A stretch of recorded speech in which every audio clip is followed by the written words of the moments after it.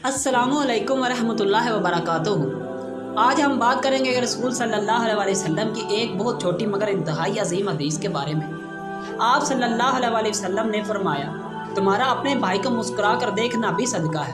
अब यह सवाल है कि छोटी सी मुस्कुराहट को सदका क्यों कहा गया? इसमें क्या राज छिपा है? पहला राज, खुशी बांटने का जरिया। साइंस की तहकीक कहती है कि मुस्कुराहट से दिमाग में ऐसे केमिकल्स पैदा होते हैं जो खुशी और सुकून देते हैं। आज की मुस्कुराहट दूसरों के दिल का बोझ हल्का कर देती है। दूसरा राज, रिश्तों में मोहब्बत। एक सादा मुस्कुराहट दुश्मन को भी दोस्त बना सकती है। खानदान में, दोस्तों में या किसी अजनबी के साथ सिर्फ मुस्कुरा देना ताल्लुकात में मोहब्बत और कुर्बत बढ़ा देता है। तीसरा राज, ज़हनी सुकून। डॉक्टर्स कहते हैं कि मुस्कुराने वाला इंसान कम तनाव का शिकार होता है। यह कुदरती स्ट्रेस थेरापी है। इस्लाम ने हमें यह नुस्खा सदियों पहले दिया। चौथा राज, सदका होने की हकीकत। सदका सिर्फ माल खर्च करने का नाम नहीं, बल्कि दूसरों को फ़ायदा पहुंचाना भी सदका है।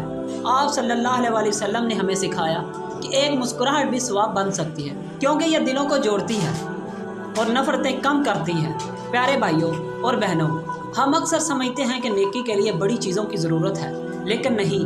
एक छोटा सा अमल, एक खूबसूरत मुस्कुराहट भी आपके लिए सदका है और क़यामत के दिन नेकियों का ख़जाना बन सकती है। आइए आज से अहद करें कि हम दूसरों को मुस्कुरा कर देखेंगे, खुशियाँ बांटेंगे और इस सुन्नत को अपनी ज़िंदगी का हिस्सा बनाएंगे। जज़ाकल्लाह।